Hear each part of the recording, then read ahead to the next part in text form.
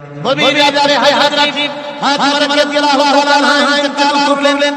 কিছু সংখ্যক সাহাবীদের কাছে খবর দিয়া অল্প সময়ের ভিতরে জানাজার ব্যবস্থা করা হলো।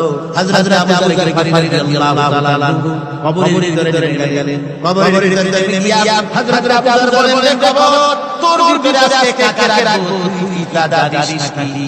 কোন জবাব আসে না। হযরত আবু যর বলেন, কবরে তোর ভিতরে আজকে কাকে রাখবো, তিনি হচ্ছে হযরত ইমাম হাসান হুসাইনের মা, বেহেশতের সমস্ত জাওয়ানদের সরদার হবেন যারা, সেই দুইজনের মা তোর ভিতরে রাখবো, খবরদার বেয়াদবি করবি না।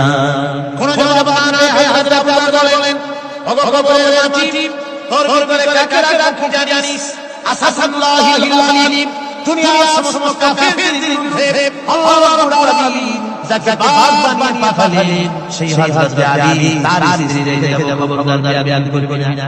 কোন জবাব আসে না। হযরত আবু যর বলেন, কবরের মাটি, তোর ভিতরে যাকে রাখবো তিনি হলেন খাতুন জান্নাত, বেহেশতের সমস্ত মহিলাদের সরদার হবেন ফাতিমা, তারে রেখে যাব, তোর ভিতরে খবরদার বেয়াদবি করবি না। আবার হযরত আবু যর বলেন, কবরের মাটি, তোর ভিতরে কাকে রাখবো জানিস? তোর ভিতরে আজকে যাকে রেখেছি তিনি হলেন আখিরি জামানার পয়গম্বর বিশ্বনবী জনাব মুহাম্মদ রাসূলুল্লাহ সাল্লাল্লাহু আলাইহি ওয়াসাল্লামের পরিচারক।